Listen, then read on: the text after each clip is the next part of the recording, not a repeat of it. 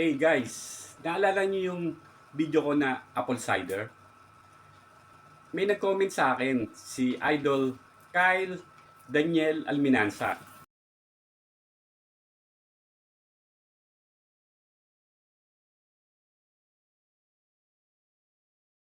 Sabi niya, kung pwede ko daw i-trivia or gawa ng video yung about sa buwang araw at kung ano ang mga pwedeng gamot dito.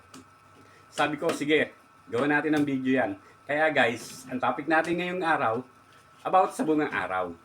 Salamat sa iyo, Kyle Daniel Alminanza, sa comment mo. Okay, simulan natin.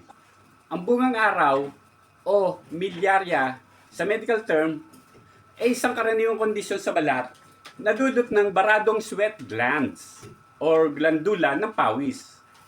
Nangyayari ito kapag sobrang init ng panahon at labis ang pagpapawis. Hindi makalabas na maayos ang pawis, kaya naiipon sa ilalim ng balat at nagiging rashes o maliliit na butlig. Ano-ano mga sanhi nito? Number 1, mainit at mahalumigmig na klima.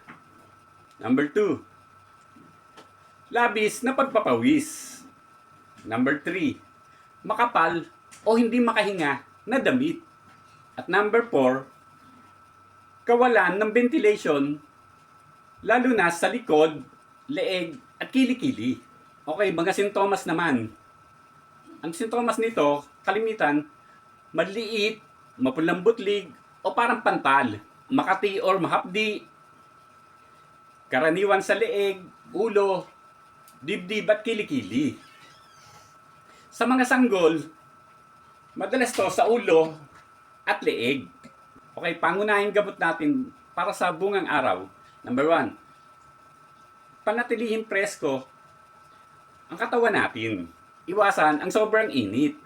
Number 2, maligo na malamig na tubig at banayad na sabon. Number 3, gumamit ng mga calamine lotion o hydrocortisone cream. Gamot ito para sa pangingati.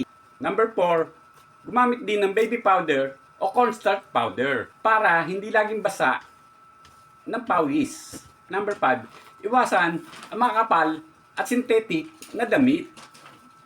Gumamit ng mga presko kagaya ng cotton, mas the best yun. Okay, kailan dapat magpatingin sa doktor? Number 1, kapag nilalagnat na tayo dahil sa bungang araw. Number 2, kapag may nana o infeksyon ang butlig. At number 3, kung lumalala o hindi gumagaling sa loob ng ilang araw. So, dapat na tayo magpakonsulta sa doktor. The best yan. Okay guys, hanggang dito na lang tayo. Salamat kay Idol Kyle Daniel Alminanza sa pag-comment mo sa video ko. At guys, kung meron kayong mga gustong itapik natin or problema na gusto nyo masolusyonan, comment lang kayo at gagawin natin ng video yan. Okay guys.